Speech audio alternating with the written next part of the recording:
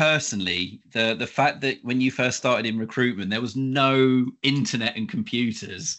Like how like you personally and you know recruiting practices, how on that change is mad. Like I just can't. I don't understand like how before computers and the World Wide Web, like how were you finding like just finding people? Was it paper CVs? Like what happened? Do you know, I'll be honest with you. I think most companies then had a computer of sorts.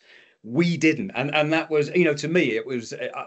I just went in, and there was no computer, so it was no different to me. I hadn't come from a company Yeah, that had computers, yeah, of so course, yeah.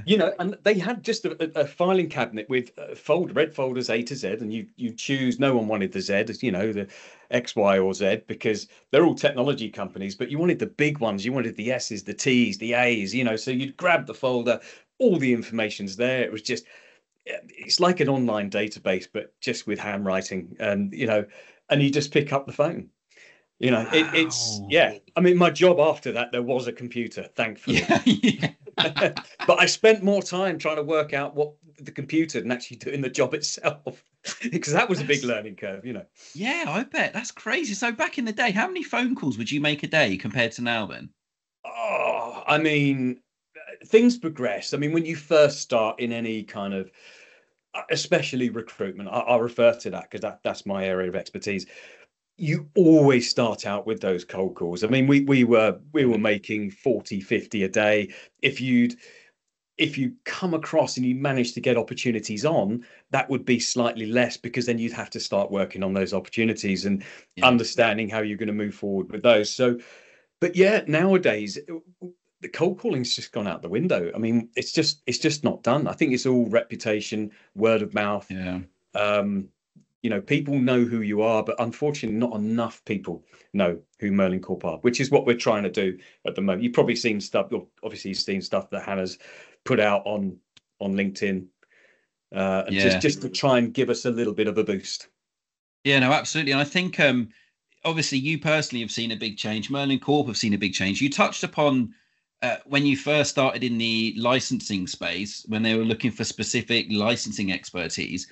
So over that period of time, I guess you've seen the client requirements also change quite a bit, or are there still people that just look for dedicated licensing stuff? Like what kind of, yeah, you said there, like who Sam kind of thing. Whereas now, I mean, it seems rarer to find a specific licensing requirement than like a general SAM. Like you said, they want the unicorn. Yeah, absolutely. It started off with people, they wanted ELP people. That's what it was. Effective license Yeah. position, crunch the data. That still exists. I mean, it does still exist. So there are companies out there that go, look, if they're the people we can get, they're the people we are going to employ. However, what they'd like to see, and this is, this is far more apparent now, is someone with commercial ability, so they can do the ELPs, but someone who's got that commercial edge, so they can Okay. communicate directly with the customer. So back in the day, that was just not ever going to happen. But I mean, everything's evolved. You've Yeah. got your heavyweights these days. I mean, I'm talking to people at the moment, and I class them as heavyweights. It's where their experience is just so kind of in depth. It's ingrained in them, but they can do the ELPs. They can just the ITAM, the SAM, Yeah. everything. They know and understand the whole picture. They can do the contract negotiations when it comes to Microsoft. It's that kind of thing, and they're the kind of heavyweight people that can do Yeah. everything, and they're the people that actually customers are looking for Yeah, mainly. absolutely. I think ITAM professionals, SAM professionals, licensing professionals as a whole. I mean, you look at all the other areas of stuff that we start to do now as well. It's like, yeah, vendor relationship management, like you said, procurement and commercial. Yeah, You've got even bits of HR in there when it comes to managing garden leave and reclaiming stuff from leavers and stuff like that. But the kind of bits we're borrowing and stealing and getting involved in other disciplines, service management is another one. Even change management, but not the change management as in the ITIL process, but I'm talking about the cultural and organizational change. There's so many skills now that you have to have. And you're right, the heavyweights, They can go, yeah, I can do an ELP, fine, no worries. Yeah, I can do a Microsoft renewal for you, no worries. Yep, I can implement processes and controls. No, they've built up so much experience over the years that they can just kind of almost go and pick and choose the different areas and stuff that they wanna help with. And there are, black belt licensing gurus that can also build an ITAM target operating model or a SAM target operating model. It's like, I guess, yeah, back in the day, you're saying like licensing consultants. Well, like, I do IBM. That's right. Yeah. Oh, That's a multi-vendor was, whoa, Ooh. oh God, yeah. I mean, to be honest with you, even today, finding someone who's got that multi-vendor, but in-depth multi-vendor, I mean, they're just worth their weight. Honestly, it's and luckily we're talking to a few at the moment. Nice.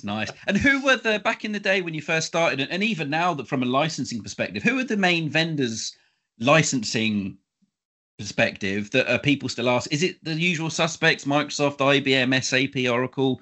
Has it evolved from those, or are they still the core ones that your customers are needing expertise on?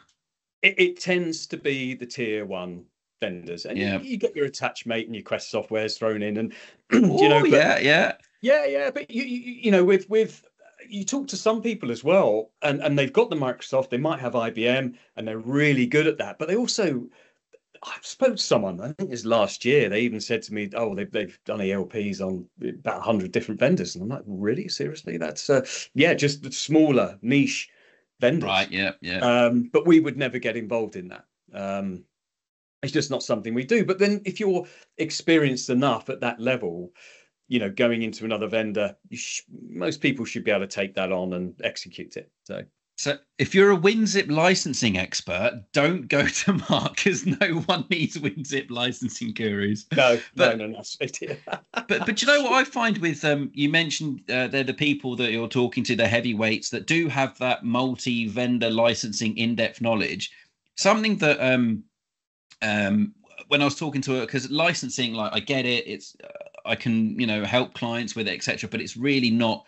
I go in openly and say, look, I'm not a licensing guru. There are so many people better out there than me. I'm more focused on the ITAM, the SAM, the FinOps kind of side of FinOps more recently side of things.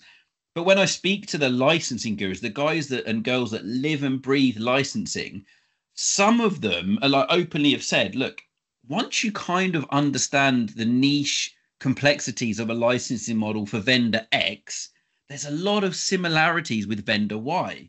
So if you just start doing a bit of research and have some, hands-on experience with vendor Y that you're not recently comfortable with, if you understand the commercials, if you understand the legalities, if you understand the technical side of things, and you've got that licensing brain and passion, actually they can become that unicorn over time and, really learn in-depth Oracle, in-depth SAP, in-depth IBM, in-depth Microsoft stuff. And that for me is like, I find the ITAM and SAM side of things, really interesting, and I'm very passionate about it.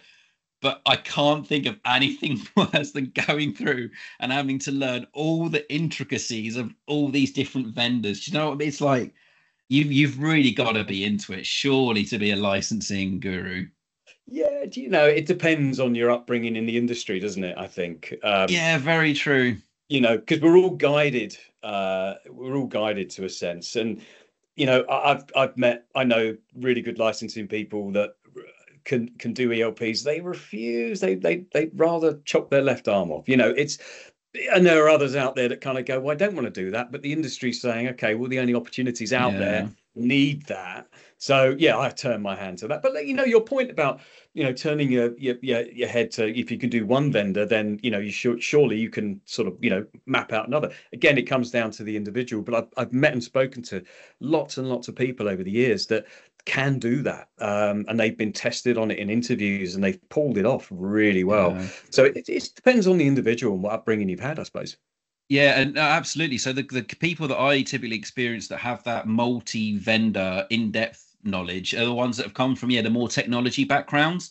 They've been physically, touching servers and getting involved in the nitty-gritty of that, or devices, and then they kind of merge into, oh, no one manages our IBM licensing, you're in that space, do you want to help out? And they kind of evolve from there. But then you also have, which from your perspective, as a dedicated ITAM SAM licensing recruiter, you've then got your people that openly just only focus on being an absolute guru for one specific vendor.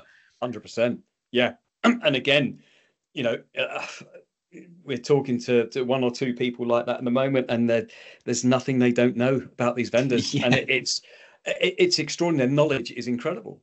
You know, you can throw anything at them, you can ask them any question, and the answer just makes sense. And you know, I love talking to people in this industry because you know who you kind of get a sense who knows what they're talking about and who doesn't. I mean, I can't do your job for love nor money, but you know, that's not my job to do that. It's my job to understand what you do. So yeah, I mean, it's Ah, fascinating. There's all sorts out there. nice. I like that. Your job isn't to know or do what I. It's to understand. Oh, that's a really good tagline. That's a really Yeah, good tagline. it is totally. If you threw me into one of your customers, I wouldn't know what to do. I mean, I'd be walking around with a mug, walking, not knowing where to go. But yeah, I mean, it's understanding what you're doing within that customer is key to us.